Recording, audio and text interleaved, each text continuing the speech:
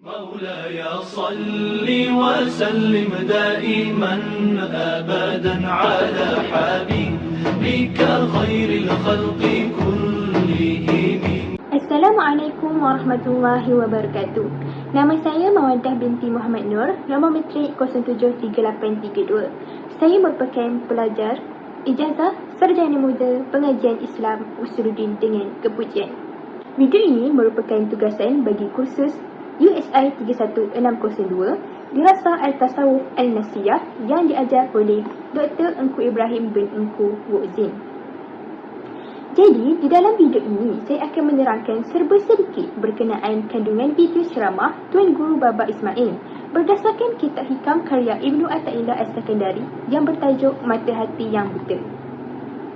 Baik, dari segi pendahuluannya, kitab hikam karya Ibnu Athaillah As-Sakandari yang disyarah oleh penceramah di sini merupakan buku yang sangat popular dalam kalangan umat Islam. Buku ini digunakan pada kebanyakan pondok dan juga pusat pengajian yang lain. Selain itu, di dalam video ini menjelaskan tentang hakikat butanya hati manusia daripada mengenal Allah akibat terlalu sibuk mengejar perkara dunia. Seterusnya, tajuk video ceramah iaitu Mata Hati Yang Buta memberi tumpuan kepada keadaan hati yang tidak peka terhadap peringatan dari Allah melalui firman-firman di dalam Al-Quran. Al-hikmatul khamisatu, hikmah yang kelima.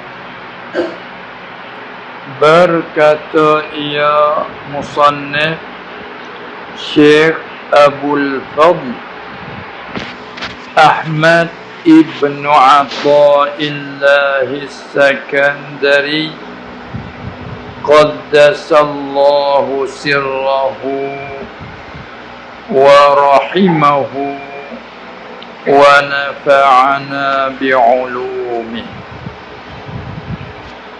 Ijtihaduka fima dhamina laka wa taqsiruka fima talaba minka. Jadi, berdasarkan video pendek ceramah yang saya selitkan tadi, saya akan menjelaskan serba sedikit tentang latar belakang ceramah. Ceramah bertajuk Daurah Kitab Hikam Mata Hati Yang Buta ini telah berlangsung di Masjid Al-Bukhari Alumalai Al-Usta, Kedah dan disampaikan oleh Tuan Guru Baba Ismail bin Umar, seorang tokoh dakwah tasawuf yang dikenali dengan gaya penyampaiannya yang lembut, bersahaja dan mudah difahami oleh masyarakat umum.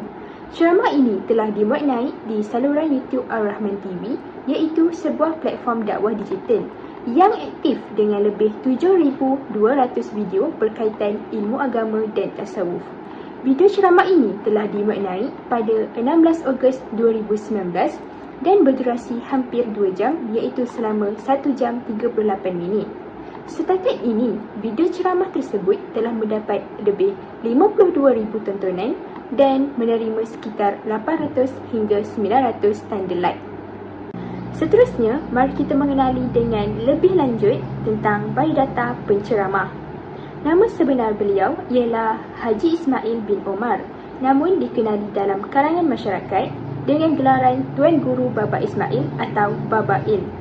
Tuan Guru Baba Ismail dilahirkan pada tahun 1955 di kampung Dusun Sepanjang, daerah Penarik, Patani, Thailand. Bapanya bernama Wan Omar bin Wan Abdul Latif bin Wan Abdul Karim, manakala ibunya bernama Khadijah binti Ismail. Beliau telah berkahwin dengan anak kepada pengarang kitab Misbahul Munir, iaitu Hajah Sabariah binti Tuan Guru Haji Abdul Aziz, dan dikurniakan 5 orang anak. Beliau telah mendapat pendidikan awal di sekolah rendah kampung Dusun Sepanjang dan mula mendalami ilmu agama ketika berusia 14 tahun. Antara ilmu agama yang dipelajarinya ialah ilmu tafsir, hadis, fiqh, nahwu dan tauhid. Antara guru-guru beliau ialah almarhum Tuan Guru Haji Abdul Latif dan almarhum Tuan Guru Haji Abdul Rahman. Antara sumbangan beliau ialah beliau telah membuka sebuah pondok di kampung Kubang Ikan yang dikenali dengan nama Ma'had Dar Al-Muhajirin. Beliau juga telah menghasilkan kitab-kitab, antaranya ialah Kitab Hikam Jawi, Mizan Al-Zarari, Mawaqif Al-Marjan dan Ifdatul Al-Tullab. Oleh itu, Baba Ismail dianggap sosok penting dalam memperkukuh institusi keagamaan serta memperjuangkan pendidikan Islam di Patani dan seluruh Nusantara. Oleh itu, kita sudah sampai pada bahagian penting dalam video ini, iaitu kandungan ceramah. Menerusi video ceramah Baba Ismail, berdasarkan kitab hikam karya Ibnu Athaillah As-Sakandari, beliau telah menyebut berkenaan hikmah kelima, iaitu ijtihaduka fima dubinalak wa taqsiruka fima tulibamik, dalilun ala intimasil basirati mik. Maksudnya, bermula bertungkus lumus engkau, wahai murid, bersungguh pada barang, yakni pada mencapai rezeki duniawi yang telah dijamin oleh Allah Ta'ala, serta melambatkan engkau pada mengerjakan barang, yakni yang telah dituntut ia Allah Ta'ala daripada engkau. Itulah bukti gelapnya mata hati terhadap engkau. Hikmah ini menjelaskan bahawa sesiapa yang sibuk mencari apa yang telah dijanjikan oleh Allah seperti rezeki dan meninggalkan apa yang diperintahkan Allah, itu adalah tanda orang yang buta mata hatinya. Kita sebagai manusia perlulah sentiasa yakin dengan ketetapan rezeki dari Allah Subhanahu Wa Taala dan tidak terlalu sibuk sehingga lupa pada tanggungjawab kepadanya. Tanggungjawab yang dimaksudkan di sini ialah ibadah dan ketaatan kepada Allah Subhanahu Wa Taala, sebagaimana yang disebut di dalam Al-Quran bahawa tugas manusia di muka bumi adalah untuk beribadah kepada Allah Subhanahu Wa Taala. Seterusnya, penceramah telah mendatangkan dua ilah dari Syekh Zarrud, iaitu yang pertama adalah bahawasanya seorang murid itu telah mendatangkan sesuatu perkara yang bukan pada jalannya. Ilah yang kedua ialah seseorang murid itu telah menghantar sesuatu perkara yang bukan pada tempatnya.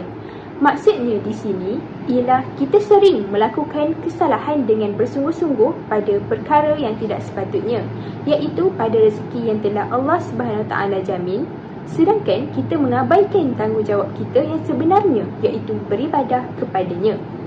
Penceramah juga mendatangkan contoh berdasarkan ilmu fiqh, iaitu apabila emas yang kita sengaja letakkan di atas meja dan kemudian emas tersebut dicuri, maka pencuri tersebut tidak boleh dikenakan hukuman potong tangan kerana emas tersebut diletakkan bukan pada tempat yang sepatutnya, iaitu pada hirzi misli.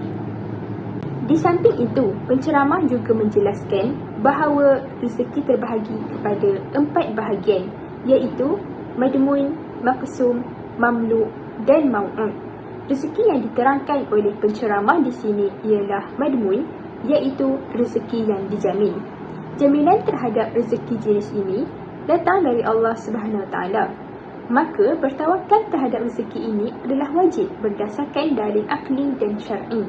Hal ini dikuatkan lagi dengan penceramah mendatangkan firman Allah Subhanahu Taala di dalam surah Abasa ayat 24 hingga 28. A'udzubillahiminasyaitanirrajim. Falyanzuril insanu ila ta'amih أنا صببنا الماء صبا ثم شققنا الأرض شقا فأنبتنا فيها حبا وعنبا وقضبا. Maksudnya, kalaulah ia tidak memikirkan asal dan kesudahan dirinya, maka hendaklah manusia melihat kepada makanannya bagaimana kami mentadbirkannya. Sesungguhnya kami telah mencurahkan hujan dengan curahan yang menakjubkan. Kemudian kami belah-belahkan bumi dengan belahan yang sesuai dengan tumbuh-tumbuhan. Lalu kami tumbuhkan pada bumi biji-bijian dan buah anggur serta sayur-sayuran. Dalil ini menunjukkan bahawa Allah SWT telah menjamin setiap rezeki bagi manusia. Justeru itu, di dalam kitab Ras Al-Mawahib karya Syekh Ibnu Abbad Al-Rundi yang merupakan syarah bagi kitab hikam karya Ibnu Athaillah As-Sakandari, telah menyebut bahawa rezeki dianggap sebagai pemberian langsung daripada Allah Subhanahu Wa Taala, bukan semata-mata hasil usaha manusia. Seseorang yang benar-benar bertawakal dan akan menyedari bahawa rezeki datang daripada Allah Subhanahu Wa Taala dan bukan bergantung sepenuhnya pada usaha atau amalannya. Oleh itu, rezeki yang hakiki bukan sahaja pada apa yang diperolehi secara zahir, tetapi pada keberkatan dan ketenangan yang dirasai dalam hati, hasil daripada pergantungan sepenuhnya pada Allah. Tambahan lagi, penceramah juga menyebut bahawa amalan daripada ibadah dan taat merupakan sebab untuk memasukkan seseorang hamba itu ke dalam syurga. Berdasarkan sebuah hadis Nabi Muhammad SAW, la yudkhilu ahadan minkum amaluhu al-jannah wa la yujiruhu minan nar wa la ana illa bi rahmatin minallah. Maksudnya, tidaklah dimasukkan seseorang daripada kamu ke dalam syurga kerana amalannya, dan tidak dijauhkan daripada neraka kerana amalannya, dan tidak juga aku kecuali dengan rahmat daripada Allah. Hadis riwayat Muslim. Hadis tersebut menunjukkan bahawa seseorang hamba hanya boleh memasuki syurga melalui rahmat Allah SWT, dan amalan hanyalah sebab untuk memasuki syurga tersebut. Amalan terbahagi kepada dua, iaitu ibadah seperti solat, puasa, zakat dan haji. Manakala taat ialah kita menunaikan sesuatu kerja dengan mengikut syariat. Amalan ini adalah sebab untuk membawa manusia kepada kebahagiaan di akhirat dan mendekatkan diri kepada Allah SWT. Akhir sekali, penceramah mengingatkan kita agar tidak membatalkan amalan kita dengan sikap bangga dan suka mengungkit. Membatalkan di sini bermaksud terhapusnya pahala bagi amalan kebaikan yang dilakukan akibat penyakit hati seperti riak dan takabur. Sifat riak merupakan syirik tersembunyi yang mana secara batinnya pelaku telah berpaling dari tujuan sebenar, iaitu mengharapkan keredaan dari Allah SWT.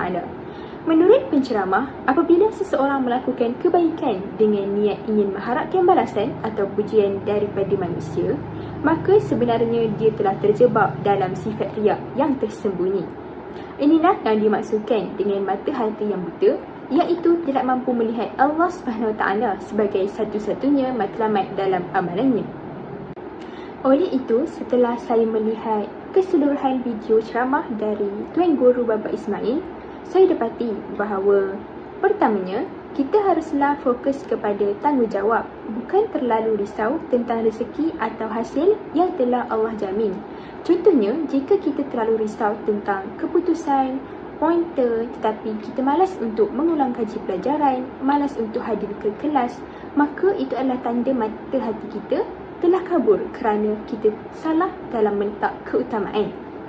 Yang kedua ialah kita perlulah menyalurkan keyakinan sepenuhnya kepada Allah SWT dengan buat apa yang diperintahkannya dengan bersungguh-sungguh dan menyerahkan segala hasil kepadanya. Yang ketiga ialah kita tidak boleh tertukar antara usaha dan tawakal. Kita dituntut untuk berusaha dalam menuntut ilmu dan menjaga niat, bukan terlalu ronsing tentang jodoh, rezeki atau masa depan yang belum tentu. Berdasarkan sebuah hadis dari Rasulullah SAW yang berbunyi, seandainya kamu semua benar-benar bertawakal pada Allah, sungguh Allah akan memberikan kamu rezeki sebagaimana burung mendapatkan rezeki. Burung tersebut pergi pada pagi hari dalam keadaan lapar dan kembali pada petang harinya dalam keadaan kenyang. Hadis riwayat At-Tirmizi. Jadi, Alhamdulillah kita sudah sampai ke penghujung video, iaitu pada bahagian penutup tugasan. Apa yang dapat disimpulkan di sini ialah pentingnya keutamaan rohani dalam kehidupan manusia. Bertawakal dan yakin kepada ketentuan Allah merupakan asas kepada keimanan yang benar dan tanda mata hati yang celik. Berserah diri kepada Allah SWT atau dikenali dengan istilah tawakal adalah sikap yang sangat dianjurkan dalam Islam. Akhir sekali, ibadah dan taat mestilah dilakukan dengan ikhlas semata-mata kerana Allah, kerana pembatalan pahala dalam amalan berlaku akibat penyakit hati seperti riak dan takabur. Semoga segala ilmu yang disampaikan dapat memberi manfaat kepada para pendengar. Yang baik itu datang dari Allah dan yang buruk itu dari diri saya sendiri. Sekian, Assalamualaikum warahmatullahi wabarakatuh.